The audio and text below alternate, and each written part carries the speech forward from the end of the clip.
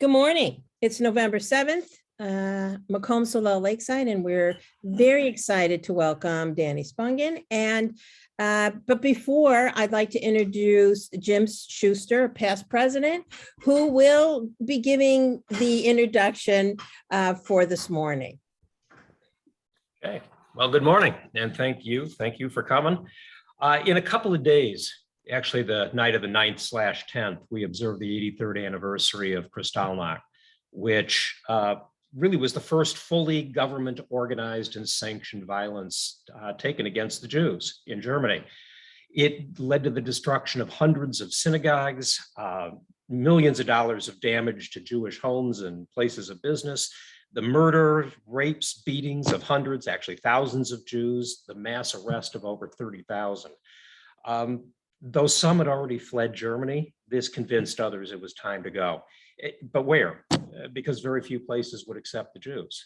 One of the few that would was Shanghai, China, which was particularly important because they do so without the proper paperwork, which was difficult, if not impossible, for people to procure.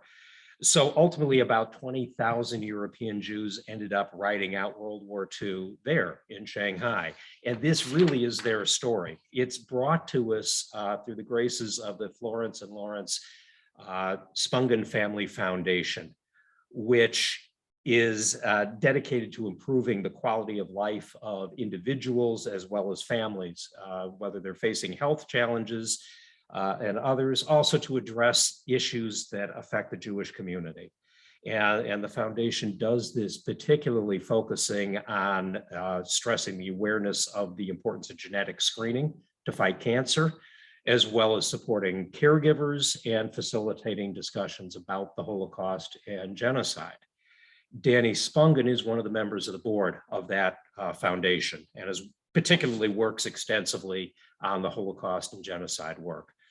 He could tell you his story better than I, but he began this about 15 years ago. And in the process, the foundation has put together what is probably the world's largest privately held collection of Holocaust and related artifacts. It's a collection that has traveled all over this country. It's traveled to China, to Europe, and more. I mean, it's really got global recognition. Some of you may remember Danny joining us and bringing parts of his collection at Lakeside about 8 years ago. The collection has grown significantly since then. Danny has expanded his repertoire since then. And it's been my privilege over the past roughly 14 years to watch and accompany him in that path and to have really created what I would consider to be a true friend. So it is with that pleasure that I then introduce to you Danny Spungen.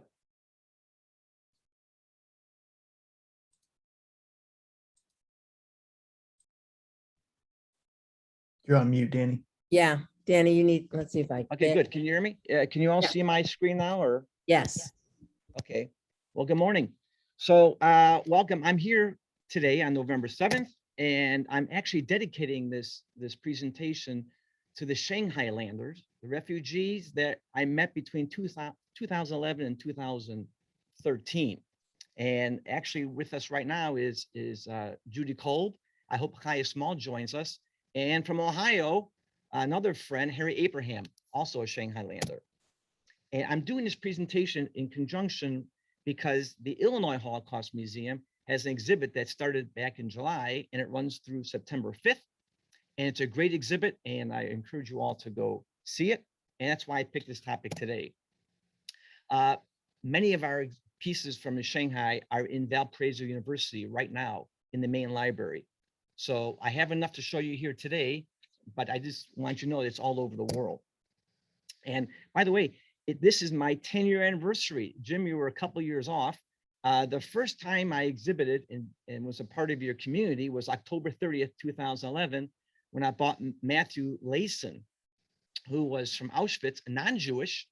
And he was I met him I can't believe how I met him. It's a long story, but he lived on Sheridan Road in Highland Park. And he just passed away last year, but he was an amazing storyteller, and I miss him very much. And I see Lori is on the website here today, on the Zoom today, and her family got to meet Matthew as well. This is last night. I just want to show you, I'm sitting here in the dark. So last night is when I actually came back from Oklahoma City on the other night, and I had to come here last night to set up for today. This is what my office looks like. And it's definitely unusual to be in the Zoom community, but here I am with my dog setting up with my equipment.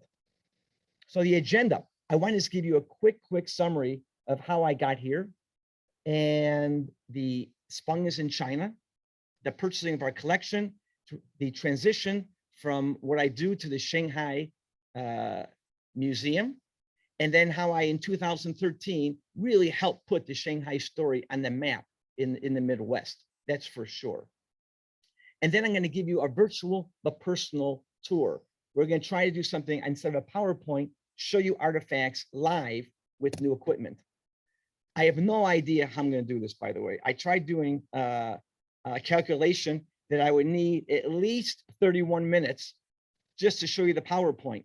And I really have no idea how I'm going to do it, but we're going to go for it. So Keo Majewski from our foundation, he's on the website, he's on the Zoom here. He will also be helping me, guide me through this presentation to make sure I am okay. So on the left here is Aver. This is a virtual, like overhead projector, digital world. It's brand new. We used to have an Elmo on the right-hand side that bombed, but during the COVID time, we wanted to give our students an opportunity to see artifacts and hold them in their hands, but virtually, and not just through a PowerPoint. So we're going to give it a shot today as well. A very important disclaimer, I'm a student. I always say I'm a new student, even though I've been doing this since 2008, but it's going to take me years and years to become an expert. It will never happen, but forgive me. So if I use the wrong words, if I use the wrong interpretations, please forgive me in advance. This is especially true for the Shanghai story. The emotions are very strong about the Shanghai refugees and their opinions, and it's really incredible, but I love it. I love it. So the goal and methods of our foundation is that we want to introduce a breakdown of humanity. We want to introduce past and current genocides. And we do this with a very controversial way of giving artifacts, living witnesses of the Holocaust to students to hold in their hands. It's very controversial, but I love it. And I'm a student myself who did very poorly in school, reading textbooks. So I learned through collecting stamps. I learned through holding collectibles. And so I like to take that method to students today. So I'm only one piece of a way to treat history. I'm very passionate about a lot of things. I'm very active in Illinois Holocaust Museum. I still have a business that I try to operate. I'm starting a new business. I'm a stamp coin collector. I'm a Hot Wheels collector. I do a lot of crazy things in life. I love it. So I'm a collector of people and things. And I'm extremely passionate about everything I do. And the Holocaust is just an amazing piece of my life. It all started back in June 20th, 2007. I was in Pennsylvania trying to buy a very famous inverted Jenny upside down airplane stamp.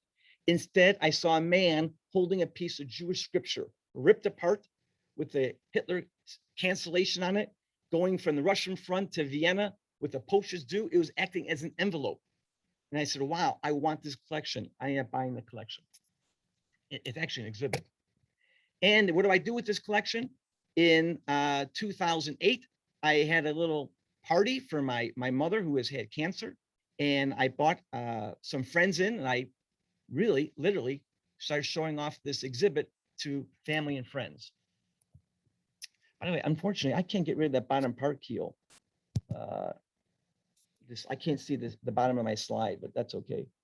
But anyway, my second interaction was in 2009 when I had Sam Harris, who actually was responsible for building the Holocaust Museum, come to our company with about a couple hundred people of Rotarians and local staff. And I also met here Jim Schuster. And from there, I started going to Carmel Catholic High School, where Jim Schuster was a history teacher and history chair. And I've been going there at least twice a year, every year before COVID for many years. And it's amazing. And when I bring my exhibit to a school, I always bring a Holocaust survivor. That's the key. I don't like doing anything without having Holocaust survivors with me. I'm just the appetizer. I want the students to actually hear and meet and take pictures with survivors. So Carmel Catholic High School Mundelein became a training ground. They told me which pieces, which are the thousands of pieces that reach them, that touch them, what inspires them, what makes them think. And I use those pieces and I take them around the world. This collection's been translated to Greek, Chinese, partly Italian, some French. So it's really amazing. And I should probably start from the beginning. I had a man named Robert Jan van Pelt from the movie Denial. He's an expert in Auschwitz, and he is one of the experts in the world on the Holocaust. He said, Danny, you got to start over. You got to tell students, what is a letter? What is an artifact? Kids say they don't write letters. So we have to start with what is communication, starting from the smoke signals, starting from the Pony Express, the fax machine. Because I tell students all the time, before MySpace, your space, iPhones, your phones, before all that, it was a written word. It was letters that we communicated with. And letters are complicated. So we have to just talk to students, what is an artifact? What is a letter? Why are letters important? Because that's all we had just a very short time ago. And I should probably say right now that the mail service, the international mail service during the war years was amazing. It's mind-boggling how we hear the complaints today about the US Post Office, which I'm not saying is wrong, but back in the day, getting letters around the world with no computers, with no fax machines, just with hardworking people, it was amazing how to get letters all the way around the world. And Shanghai was no exception. So how am I doing so far? Am I speaking too slow? I can go much faster. You guys are good? You're doing a great job. Everything's good. Good, beautiful, beautiful. So Continue on. welcome to China.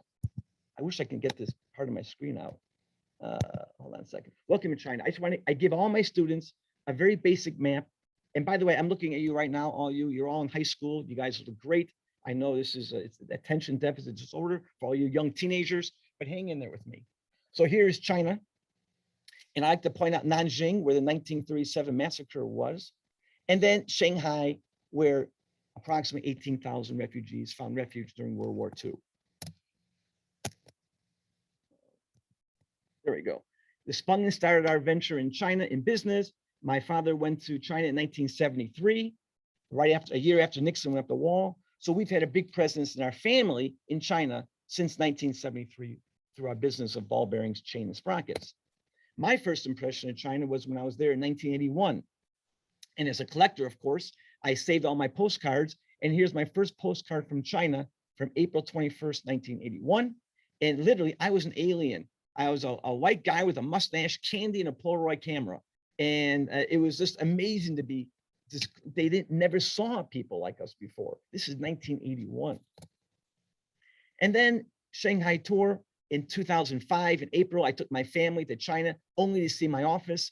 I said, what the heck, let's go for a tour of the Shanghai ghetto. I never even heard of it.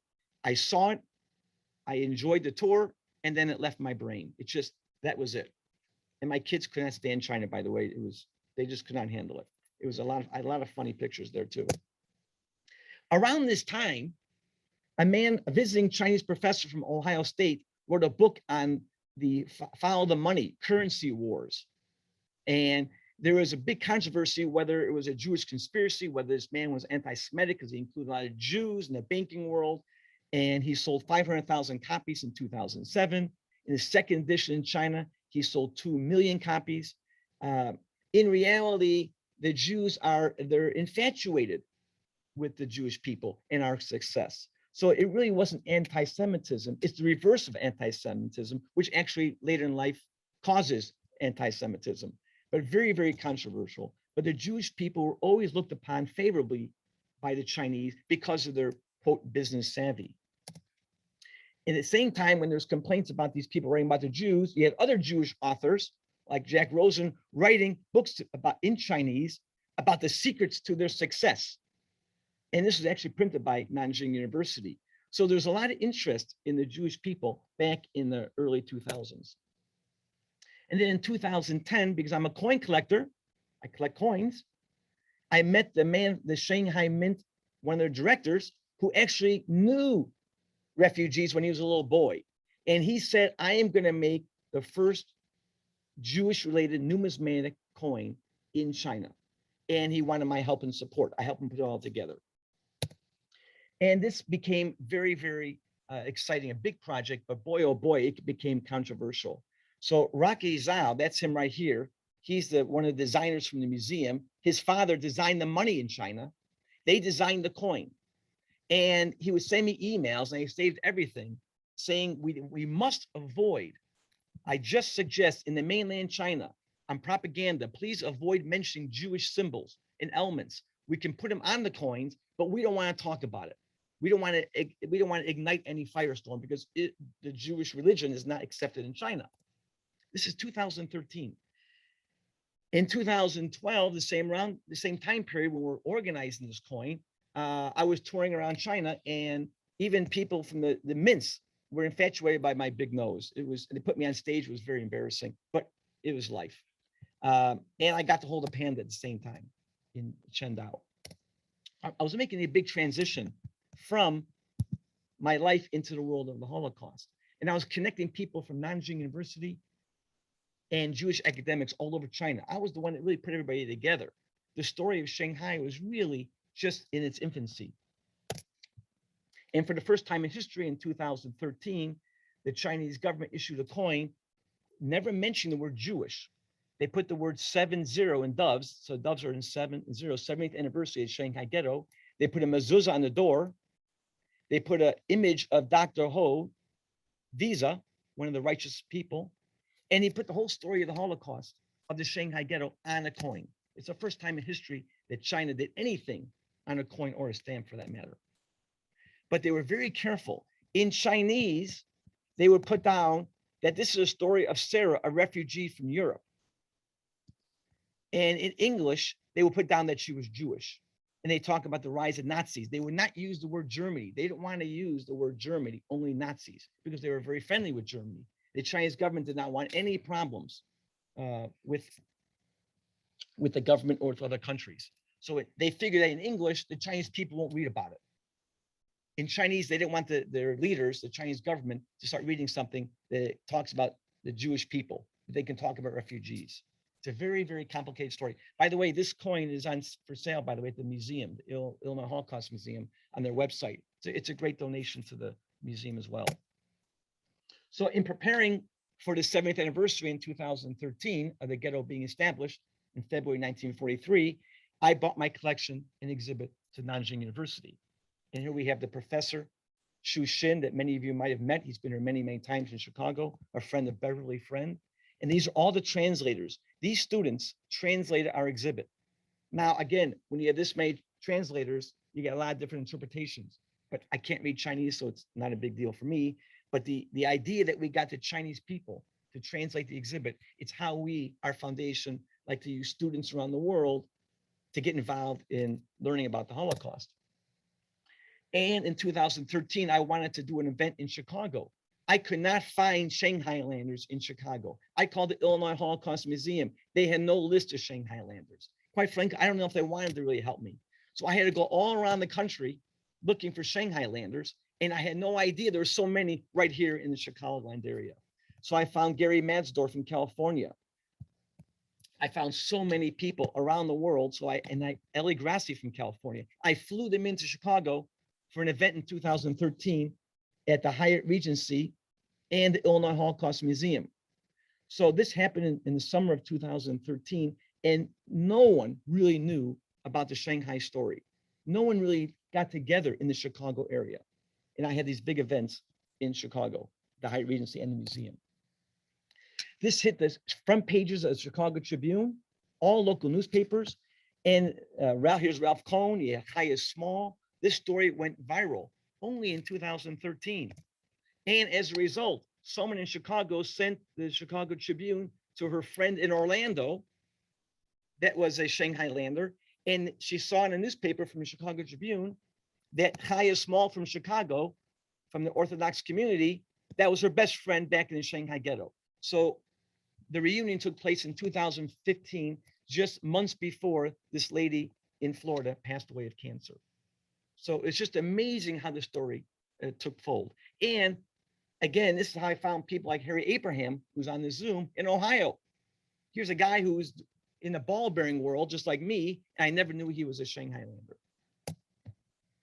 During that meeting, a man walked in 2013 into the event at a height and says, I am looking for a Jewish refugee. I'm an American liberator, Joel Klinger, and he wanted to know what happened to Klaus Marcus, a Jewish man. Because of our interaction, we found them also in California, and we connected Joe from Chicago to Klaus in California, and they had a reunion. And here they are in these pictures from 1945 and 46. And I went to go visit Klaus in California. I got them on the phone, and it was great. I must say, this is very important. I'm going to lower this here. This is a wonderful, wonderful survivor. Her name is Lottie Marcus. And in 2016, she told me in an email, and I quote, I realize that this story will never be gotten right because the people who suffered the most, the ones who arrived when they were in their 40s, 50s, and 60s, died in the 1980s and 90s. Before all this became so ridiculously public, they were never recorded. There will always be some unknowns, and that void can be filled by anything in any story. But above all, it's as if by saving 18,000 Jews when 6 million died, there might be a bright side to the Holocaust when there was none, period. Lottie Marcus lives in California. She was born in 1927, and her father passed away in Shanghai. And she's just one opinion of many that are concerned about the story being politicized and being a propaganda piece for the Chinese government, which it is, by the way, that's true. But this is one opinion and one of many. There are 18,000 refugees approximately, and everybody's got their own story. Gabby Abram, she's a UK student. In 2014, I helped her find Shanghailanders all over the country, and she wanted to interview Shanghailanders and find out how they feel about themselves. And she said that they believe themselves to be at the bottom of the hierarchy of Holocaust suffering, and as such remain silent until they found their voices in the 1990s. Many Shanghailanders, they don't like being called Holocaust survivors. Now it's getting a little better. Now they're accepting it.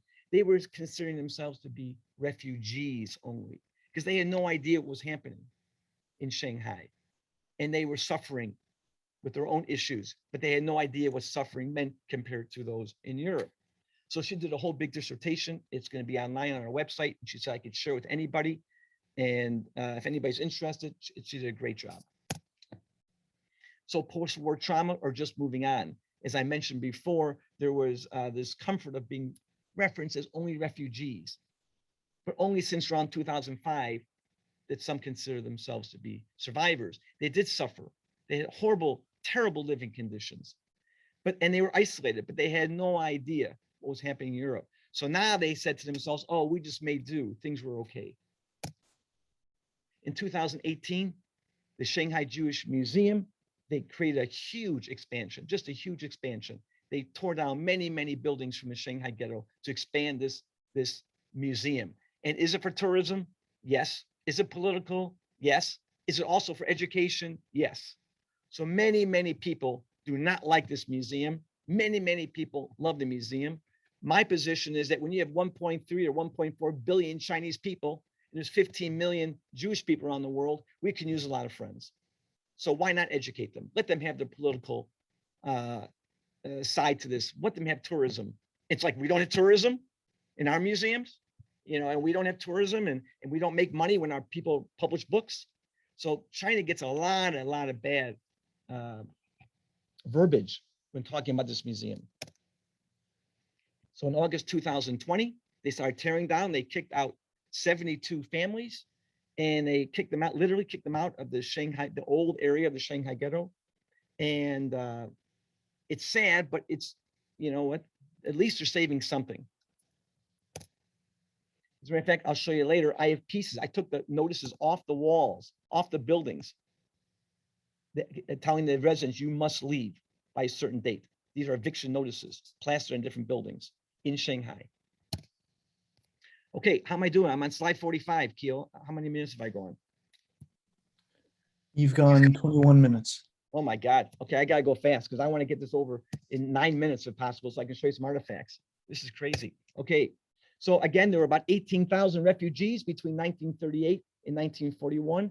The Chinese government today, they're trying to insist that there were over 30,000. There are well-known professors who are saying that there were over 30,000 refugees, but most Western experts say about 18,000, 16,000, mostly German and Austrian, 2,000 from the Orthodox community of Mir Yeshiva, of which Kaya Small in Chicago. Her father was the chief rabbi in Shanghai at that time. But it's a big controversy, and we, our team of Western advisors to the Shanghai Museum, are trying to, please, let's say approximately 20,000. Let's not exaggerate it to a big point. But there are professors who are saying in China there were 30,000 at least. They want a bigger number because China wants to say we saved the Jews, but in fact, China did nothing. China was taken over by Japan. So what was true about the Chinese is that the Chinese refugees, the people, were good. They were good neighbors to the Jewish people. The Jewish people had no fears of anti-Semitism in China. And of course, there were the Russian refugees as well, the Russian Jews. And many, many Russian Jews were in China during World War II, and they made their way to Shanghai, including the family of Israeli Prime Minister Omer, who's, by the way, his grandparents are buried in China. And these 18,000 survivors, I'm going to go quickly through this. They could not survive without a network of amazing people who were in Shanghai long before the war due to the opium trade. And that included the Sassoon family. The Sassoon family were Iraqi families that went to India, and then they settled in Hong Kong and then Shanghai. And that's how we got that's how England won the Opium War of 1897 when Hong Kong became part of England until 1997. But the Jewish people, they helped the Jewish refugees. As a matter of fact, Victor Sassoon died in prison in 1941. And people don't know this guy, Paul Komar. He was a Hungarian businessman, diplomat, and he co-founded the International Committee for European Refugees. And he signed many of the ID cards, the Shanghai ID cards of the Jewish refugees in Shanghai. Then you had the Kadoorie family, who still to this day own the Peninsula Hotel, and they own the Hong Kong Electric Company, a very quiet family. And I made a mistake, by the way, in my previous slide. It was Kadoorie. He died in 1944. He was taken away from his home in Shanghai and put into a Japanese internment camp. So after World War II, all the rich Jewish people of Shanghai, and there were many of them, they lost everything. Again, the Kadoorie School, Horace Kadoorie, he built many schools, the schools for the Jewish refugees, very good people. The Hardoon family, one of the richest people in Asia. He also donated a lot of money and time to help the refugees. And there's a lady named Laura Margolis. She was actually in Cuba helping the refugees. And then she decided after 1939 to go to Shanghai. And she was amazing. She was the go-between between the Japanese, the refugees in America. Amazing. She actually deserves 2 slides. That's how important Laura Margolis is. And then you had this Japanese man named Goya, who was in charge of the Shanghai ghetto. He became the king of the Jews. And no one knows what happened to him after the war. They don't know how he was killed. So to understand many of the artifacts and documents, a study of the routes and addresses are required. It's very, very important. And how they got there. Dr. Ho he was a diplomat in Austria. He issued many visas and destination visas to Curacao. He worked with the Dutch government, and they had this plan to give out visas. And they're very, very, very tough to find these visas. Sugihara, I have a Sugihara visa I'm going to show you. He's another from Lithuania, who issued many visas for Jewish people to get to Tokyo, a transit visa to Tokyo. That's how Chaya Small got here. And he worked with also Dutch consul. Good people who did things against the wishes of their government. And here we have Chaya Small. on the bottom right here, she is with her brother. And they were all 2,000 of these Orthodox Polish Jews were in Shanghai, and they thrived. The ghetto itself was established in 1943, February. It's not, quote, a ghetto. We call it a ghetto. It's actually a designated area for stateless refugees. And they lived horrible, concentrated in a very tight space with Chinese refugees from the Nanjing area. And it was very, very tough living, but they did okay. Life in Shanghai. Oh my God, there's so much overlap and so much discussion. Did they have Chinese friends? Did they not have Chinese friends? Lottie Marcus said she never spoke to the Chinese, but everybody had a different experience. And here's a Jewish girl playing with her Chinese friends. It was hot, it was dense, it was cold. People were dying. Several thousand people died during their time in Shanghai.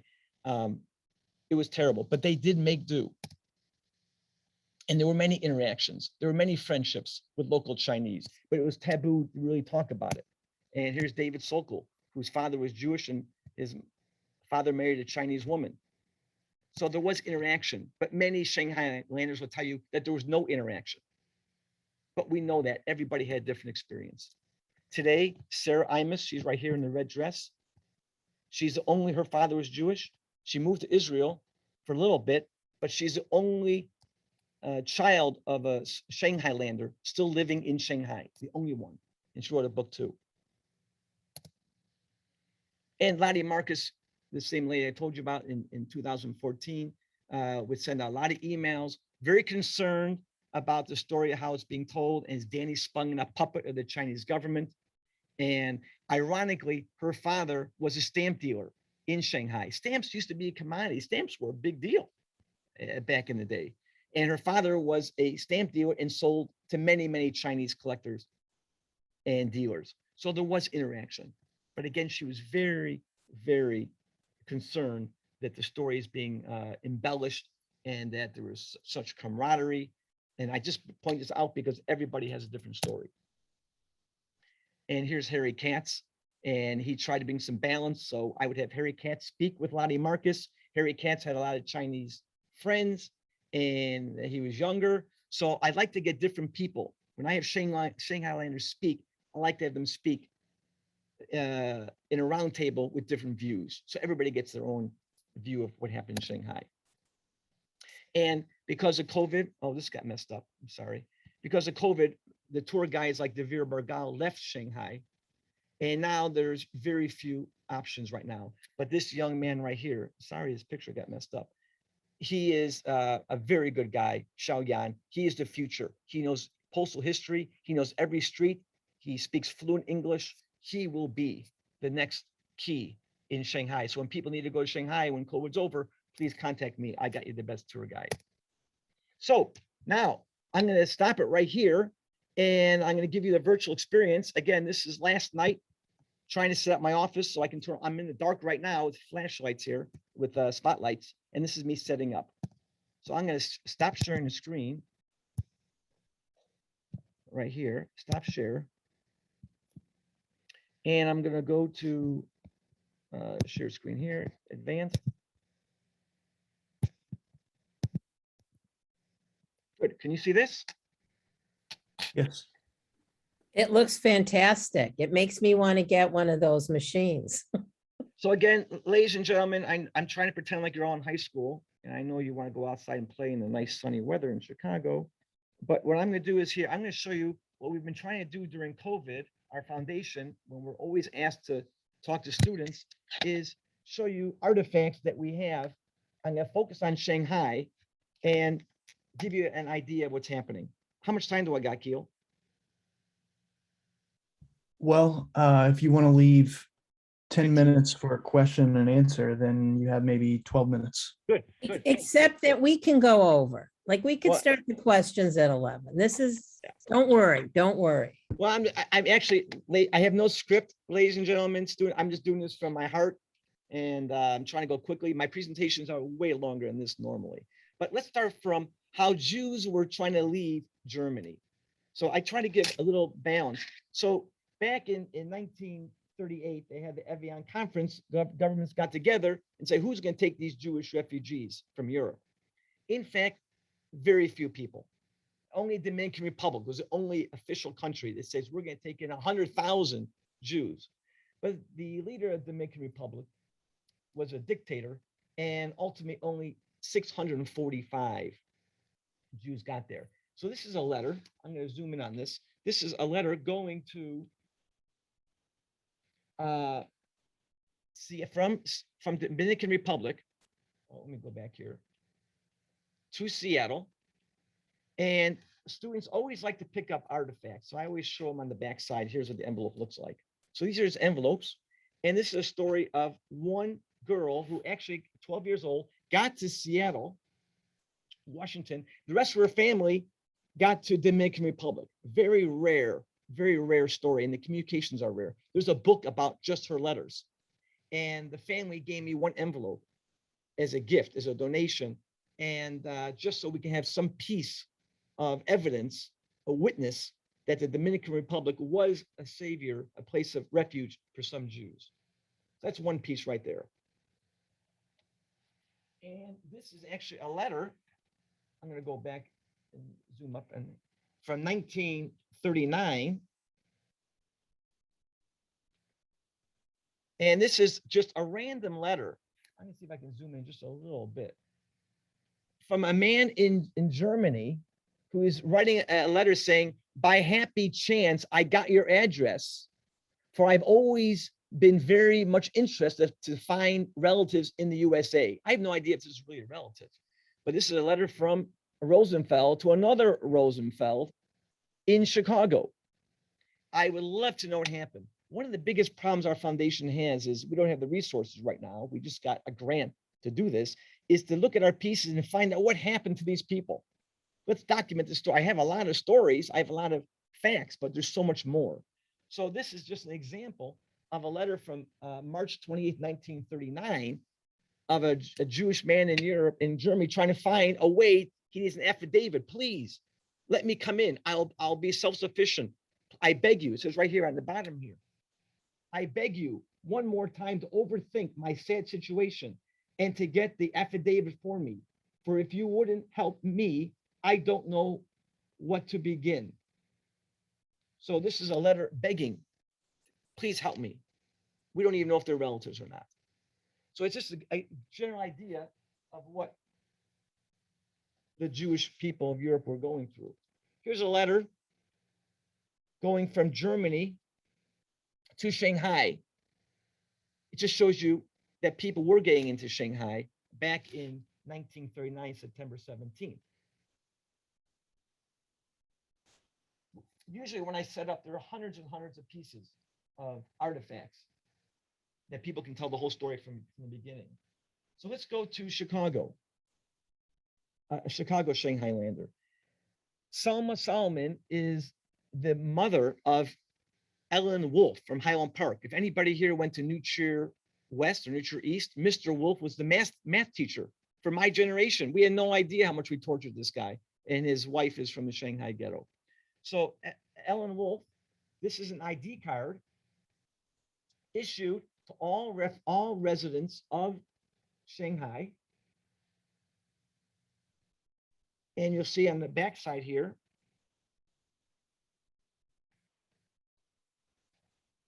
foreigners residence certificate. This is created by the Jewish people. There was no government in Shanghai. There was nothing. The Shanghai is the Wild West. And then when the Japanese took over after Pearl Harbor, that's when they put some controls. But the Jewish people already had a system in place. And they created these foreign residency cards. So they know what's going on. Then when the Japanese took over, they started policing it much more strictly. So she was born in 1899. And she arrived in Shanghai in March 7th, 1940. And this is her ID card. Now, this is, I'm taking out right now the plastic, but we let the students hold this. We let the students actually flip this around and hold it in their hands. Protected to some degree. There's a wonderful lady I met, Carla Schock.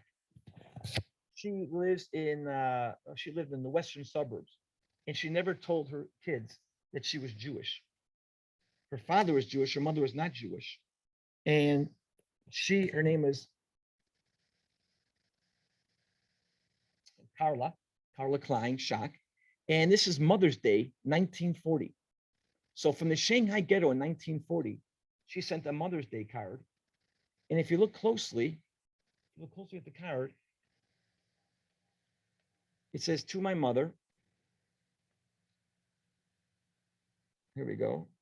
"To my mother," and she draws a little heart. And then she has a little girl on the lower right-hand side here, a little wedding dress.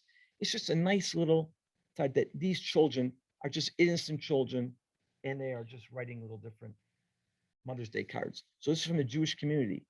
These are actually pretty common. I've seen a few of these. So the Jewish community with the Jewish star right there made these Mother's Day cards. The Jewish people of Shanghai, they did the best they could. And this is a Zionist organization in Shanghai. This is Bertha Klein. This is Carla's mother. And she lived at the Wayside Camp, 150 Wayside Camp, where hundreds of Jewish families were. And this is where she was a member of the Women's International Zionist Organization. They had schools. They had plays. They had theaters. They had soccer fields. So this is the Women's International Zionist Organization. She was number 55. And this is her card. There's nothing on the backside. Here we have the Women's International Zionist Organization. Another. It's, as you see, the head office is in Tel Aviv. But this is the Shanghai version of it, right here. Here she is, 150 Wayside on the left-hand side. So it's a Tel Aviv organization. Jewish Refugee Center. All different kinds of tokens. What was happening? And this is what the Japanese required. This is her residence certificate in Chinese.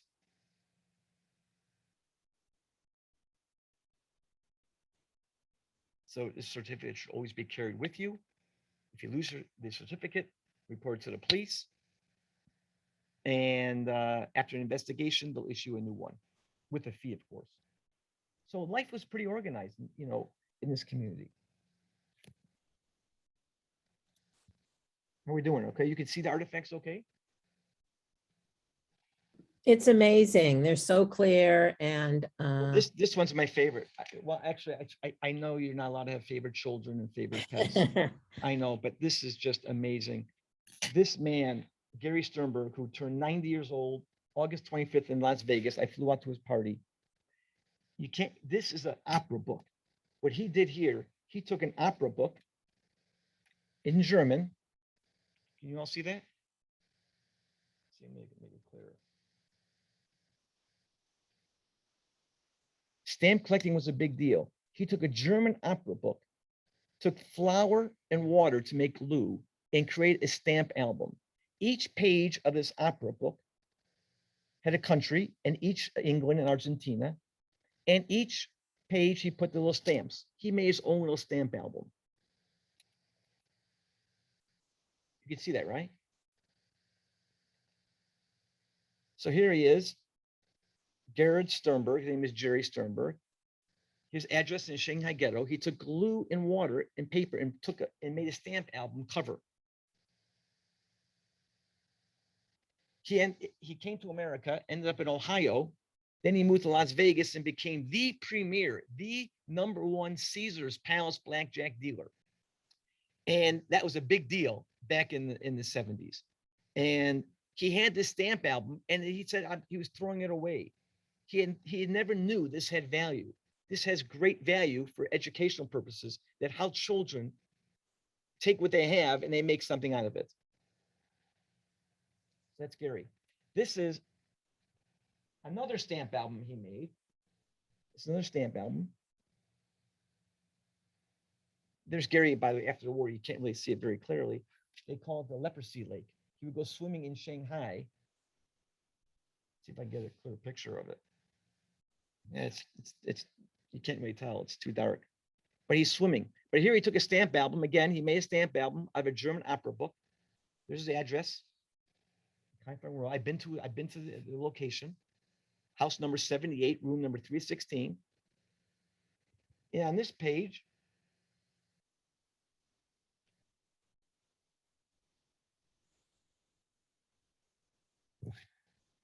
the country.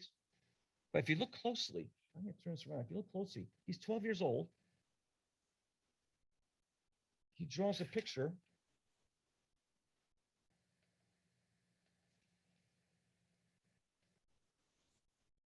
of Hitler. That's Hitler's face. With soldiers pointing guns and tanks at Hitler's face. I asked him about this picture. He has no idea he did it. Obviously, it's his handwriting. He has no recollection of drawing it. Doesn't know why he drew it. But it just shows you an example of what kids are thinking, and they put their thoughts into art.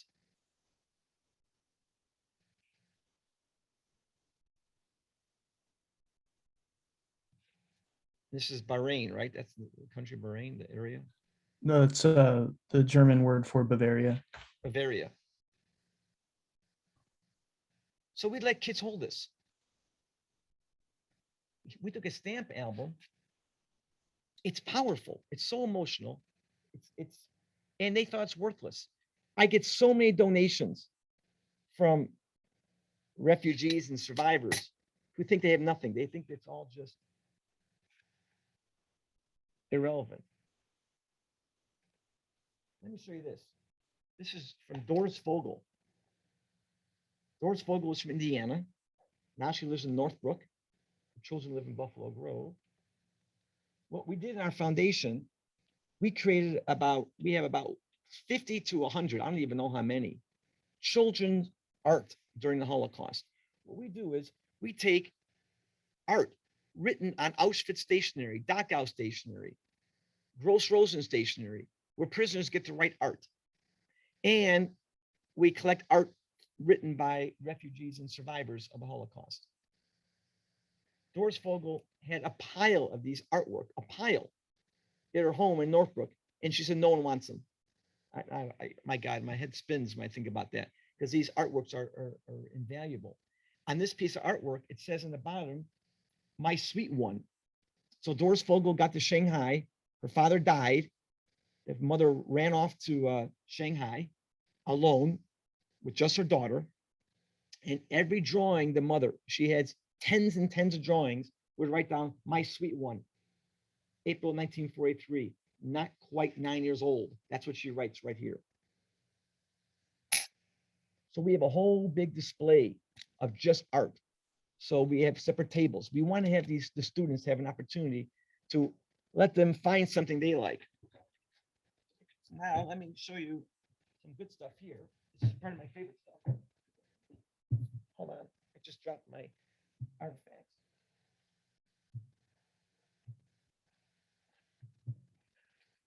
What I like about this one, let me get it here. Here's a normal picture. Just a picture that she drew. This is Doris Vogel. But in the back side, she drew it on Chinese newspaper. I think it's invaluable. It links the drawing to Shanghai, to a survivor. I call them survivors, by the way. This is a story she wrote. Oh, this is just another butterfly. She's a lot of drawings. And the mother put dates and times in all of them. So she gave me about 25 drawings. I'm giving 10 drawings to the Shanghai Museum. I want these stories to be shown by many, many. In my opinion, survivors, if they have 100 artifacts, they should divide it up into 3. Keep some in the family, give some to a museum, and then give some to a foundation to make sure their story is told and not just locked up in a closet. Here we go. And here's a piece of her school homework, which is learning how to write English.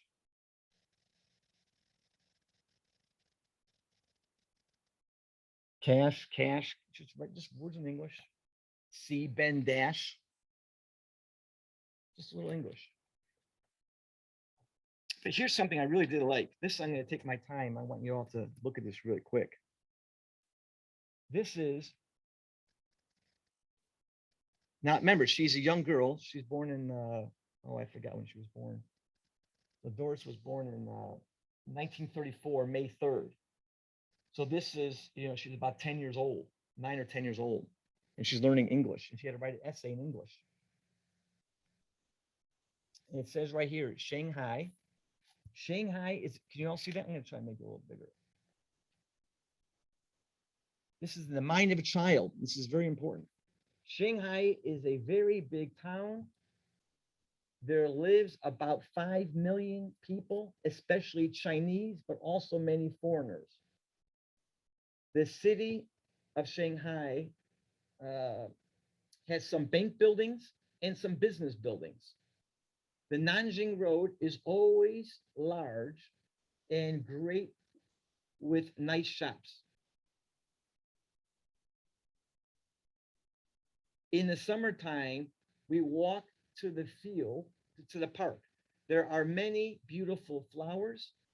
I should get this translated. Another park in Shanghai where we play a lot of football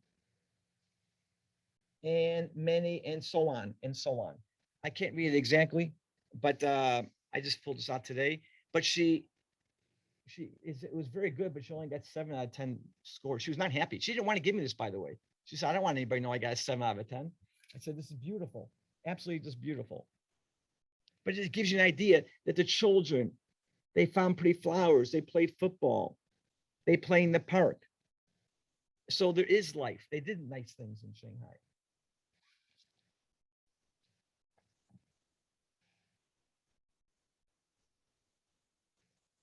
This man is Dr. Alphonse Kramer. Let me read this. He had nothing. He died. Carla Schock, this lady in Western Illinois, she passed away last year as well during COVID. She had this man's stuff in his shoebox. This man was going to be tossed. There'd been no memory of this man. He had about 15 artifacts, including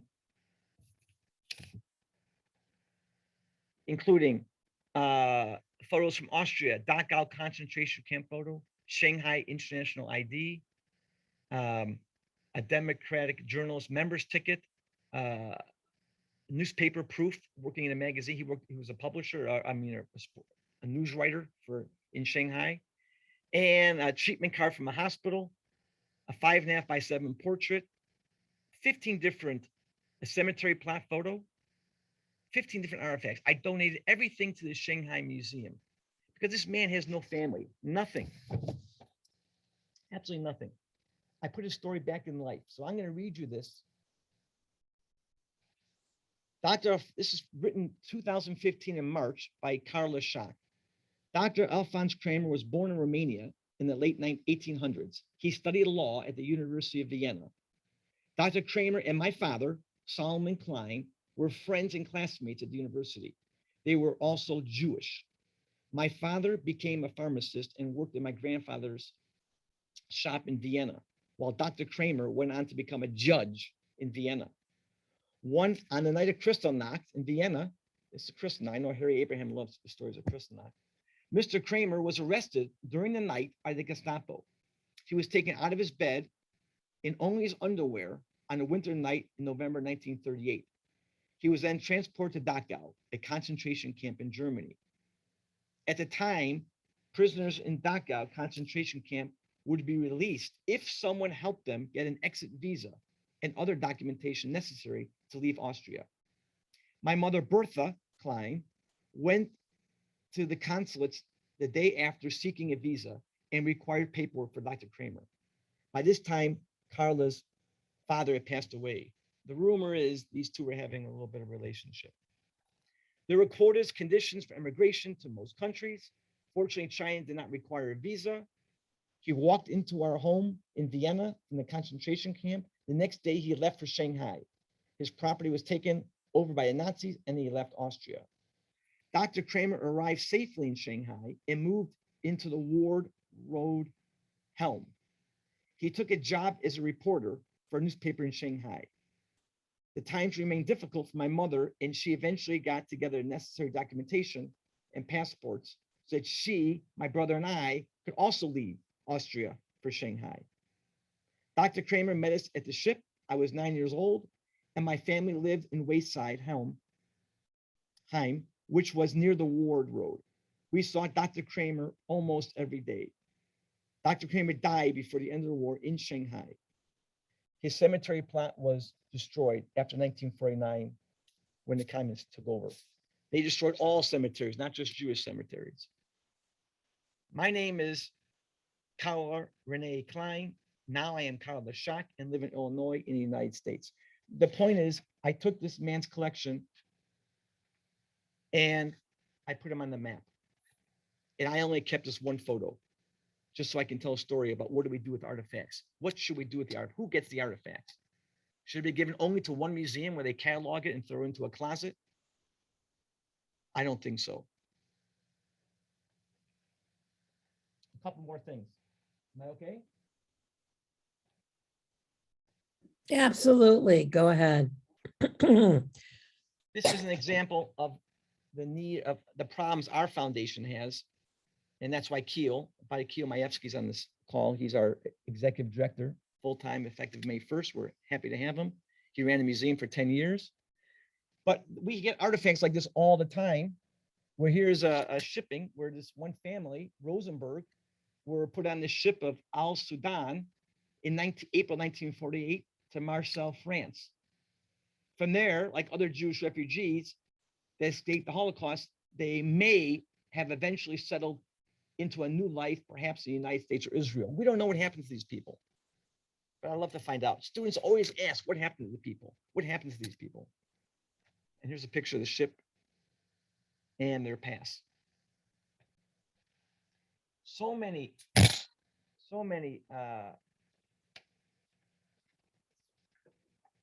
This is a 1954 receipt for tea leaves and toilet paper, soap and toilet paper. But what was going on? Why was the Jewish Refugee Board still existing in 1954? So this is an example. I got this donation and I have to figure out, we have to find the facts out, who was left in 1954. We know that in 1957, there were no more than 100 Jewish refugees in Shanghai. But are they refugees? If you're there in 1957, you're not a refugee. You've chosen to stay in Shanghai. So why is the United Nations Relief Office still in existence if there really are no more refugees in the 1950s? But here's proof that the United Nations did have an office there, and they bought toilet paper, soap, and green leaves. So we have a lot of documents from Shanghai that we're still learning how to deal with. And this is another example of, here's a letter to Shanghai that we know nothing about, nothing. This came in a collection from the Łódź Ghetto in Poland.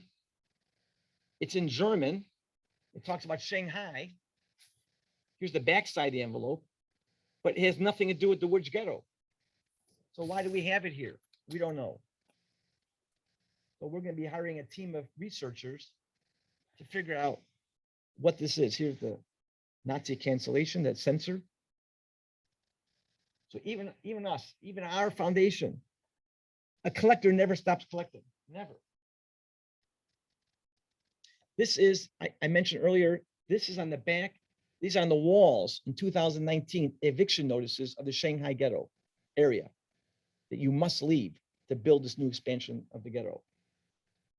If you look at the back of it, that's the brick, the paint from the brick of the wall that I stole from. I did steal it, by the way. I'm happy about it. There's another eviction notice.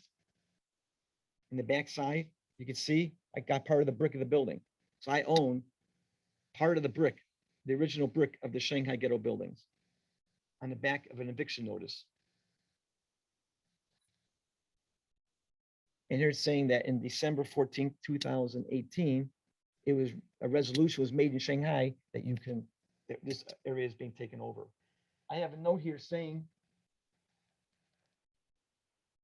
on July 20th, 2021, I have to create sheets for these, and the translations, I lost the translations. I can't find my own translations, so I'm not perfect either. And the last item I'm going to show you is, this is incredible. I love this letter, because my mother, rest her soul, she got Lawrence Kadoorie. This is the famous Kadoorie family, the son of Eli. She sent a letter saying, my son is going to be on semester at sea in 1981. Please find him a place to go for Passover in Hong Kong that summer. So Sir Lawrence Kadoorie, one of the richest men in the world, writes a letter to Dr. Rabbi David Hirschberg.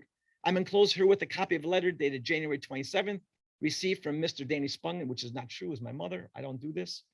Who will be arriving in Hong Kong aboard the college ship SS Universe on the morning of April 18th. As you will see from Mr. Spungen's letter, he would like to observe the Seder as part of the Jewish community in Hong Kong. I had no interest, by the way. I did go. Perhaps you can contact him either through his parents in care of Golden Peak Marine Agency and to suggest an appropriate arrangement.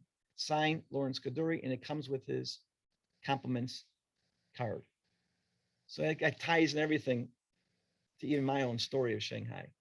Never underestimate the power of a Jewish mother. Right. So I'm done. I have so many more artifacts here, so much more artwork, but I think I don't have a watch. My watch broke, but It's 5 after 11. oh my God.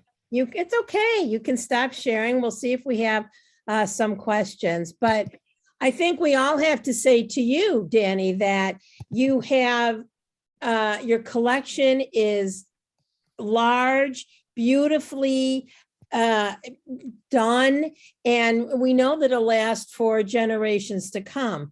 I also think about what should we be saving today. Obviously, when they excavate here for the past 2 years, they're going to see face masks. But besides that, what type of things in the Highland Park Jewish community should we be saving? And I know Rabbi was on this. I know that we have sent, excuse me, some of our bulletins and some different things that talk about the history of both merged congregations to Jewish archives in Cincinnati. And let's see, we have a lot of thank yous. You should look in the chat, Danny. And I had a question for Joan and Stuart. Is it Goodman or something? Is Jenny Yes. Schwartz still with us? Is she still living? Yes, she is. She's a neighbor in our building that lives 2 floors beneath us. Wow, she's very elusive. I would love to connect. If someone can somehow find me on the internet, Danny Spungen, I would love to talk to Jenny Schwartz. I have the one rare photo. If you looked at my screen, that one picture, it's her sitting at one of my dinner tables. But I've been trying to find her for a long time, so I would love to get to see her again. Well, how can I give you her contact information or ask her to contact you? You have I will email both of you tomorrow morning, and then Stuart, you can pass along the information to your friend. Great. Thank you, Vanessa. You're welcome. Yeah, I saw some comments about the life in Shanghai. It is complicated, and I wanted Judy. I love having Judy and Chaya and Harry because I want to tell the story in an objective way. Not everybody has the same story, and I have no script. I just have so many artifacts. I just throw them on there and start speaking. It's so interesting. Marilyn has a question or a comment, and then I have another question for you. Yes, it was the most outstanding presentation and moving and informative, and your collecting over the years has been amazing that you were able to take it to this level and share it with all of us and give us so much education. I wanted to ask you, it was my understanding that when the Jews arrived in Shanghai in the beginning, they had around 1930, they had a really good life. There were doctors, and they were spinning cottons, and they were making good money, and everything was really pretty good, as that letter said that child was writing when she got a 7 out of 10. She was seeing the world in a different way than, as you had said, when around, what was it, around 1940, when the Japanese came in and put them into a ghetto where there was supposedly 1 mile where the Jews were confined, and doctors could no longer practice, and brilliant educators and all had to work within the confines of the ghetto. It was warranted off so that you couldn't even leave that. Well, you actually could leave. Yeah, Ellen Wolf's from Highland Park. Her father was a doctor, and he had his practice outside this quote designated area, this ghetto. There was no fence. There was no walls. You just had to go through certain streets to get in and out. But many Jews went in and out of the. When I say many, hundreds, 18,000. They were confined mostly to that 1 square mile. But doctors, especially doctors, got to have their practice outside the quote restricted area. And before 1930s, in early 1900s, Shanghai, the Bund, the richest streets, were built by the Jews. The Peace Hotel, very successful, very rich area. But when World War II hit, and 1937, the Nanjing massacre, Japanese invaded, it changed completely. I have one more. Thank you. All right, wait, what, we have a couple other questions, and Sarah has her hand up, but Jeff Schubert wants to know if you ever got your inverted Jenny. No. That plane crashed. I told that plane crashed. I said, I became a Holocaust. It's amazing. I want that stamp, but I'm too much in love with. By the way, stamp collectors don't get married anymore. When I was collecting stamps, I said, Danny, you can't do this. You won't get married. Stamp collecting was a big deal. Right. Back in the 1980s and below. Pamela Spadino wanted to know if there's documentaries. Joanne and Stuart Goodman put a CNN one, and if you click on that, it looks like they called it the Chinese Schindler. There's several documentaries that came out in the last 10 years, all good, and you can find them online.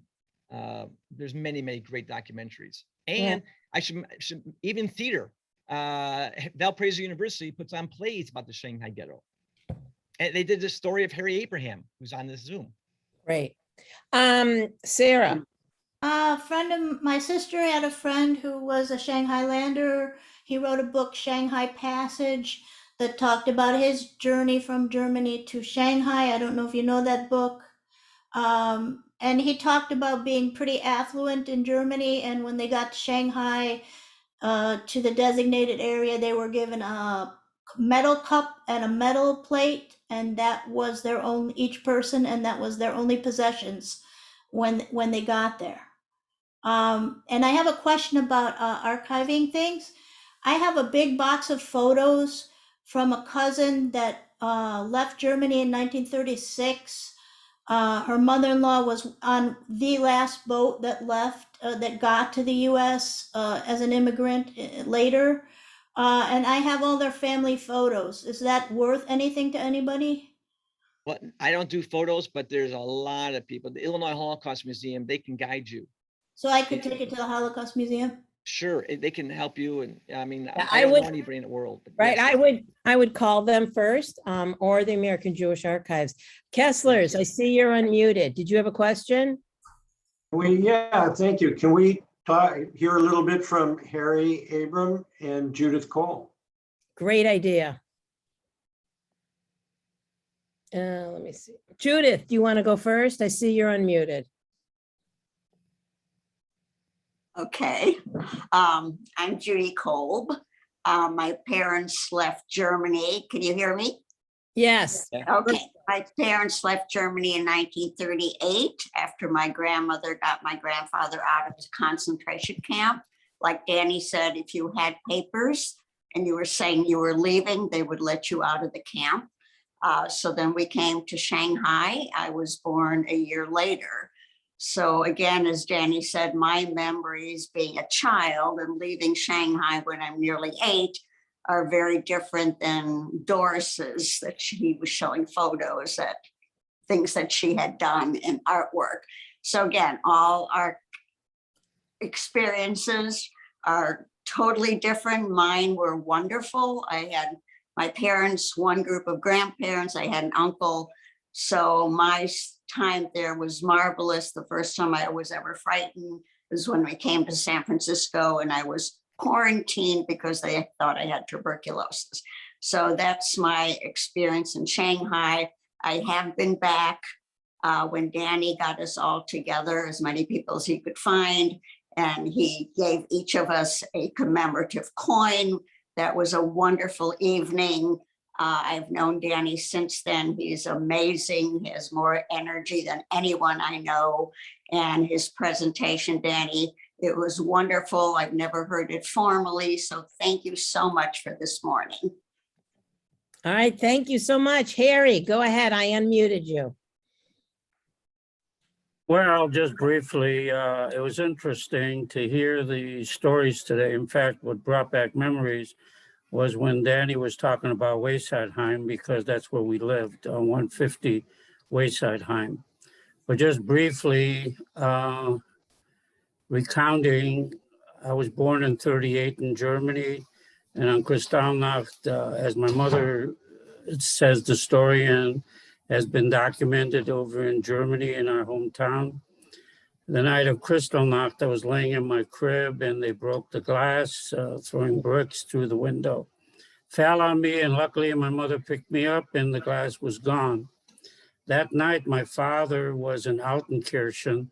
I was in Frickhofen, he was in Altenkirchen in his town. He was what's called a vieh handler. Vieh means cattle. He was a cattle dealer between two people 20 kilometers away. And that night, midnight, he was rounded up and taken to Buchenwald. My grandfather, who was in the German First World War, heard about Shanghai, told my mother about it, and everybody, all the Jews could have gotten out of Germany if you had a place to go. As it happened, Shanghai was available. My mother worked hard to get papers for my father and my uncle, her brother, got them released from Buchenwald, and in February of 1939, they went to Shanghai through Genoa. You couldn't go out of Germany, you had to go into a foreign country. 3 months later, my mother and I and her parents, she found 4 tickets on the same boat that my father went on, the Casa Biancomana, and my grandparents didn't want to go. So my mother and I went to Genoa, went on the boat, and we met my father in Shanghai. And that's where we stayed until 1947. Recollections of Shanghai, you know, at that time, we had nothing to compare to. Was it terrible? Was it awful? Really didn't know, because from the way we were living, I guess it seemed as normal. When I was 4 years old, I was sent to the yeshiva in the afternoon, and in the morning, we had our own school called the Freisinger School. We weren't one of the big shots that went to the Kaduri School and so on. We went to a private little school that was formed in the camp or near the camp where we lived. That's where we were taught English. We weren't allowed to speak German in school. We could speak with our parents, but the children were supposed to speak in English. So therefore, in the morning, I walked to school, and at 3 o'clock, I went to the yeshiva, the Mir Yeshiva, and studied there, and go on for several hours, but that's the basics of it. Well, I'm so glad. We are honored to have you on, and it's important to hear your story. And Danny, you have so much more to share with us, which just means you'll have to come back another time. You always have to leave a little something for the next time. It's great to see everyone. Next week, it's our own Eugene Finnerman, who will be talking about again, World War II and the Hollywood movies and how the heads of the different companies dealt with World War II. And of course, they were all Jewish. So Danny, you did a good job. Congratulations. yes, I cannot agree more. And thanks, Jim, for introducing him. Keel also, you're also invited back another time. So it's exciting to have everyone here together. And thank you, everyone, for all of your work and time. And we'll see you next week at 10 o'clock. Okay, stay safe, everybody. Yes, be Thanks, well. Sherry. Bye-bye. Thank you. Thank you. Thank you. Thank you.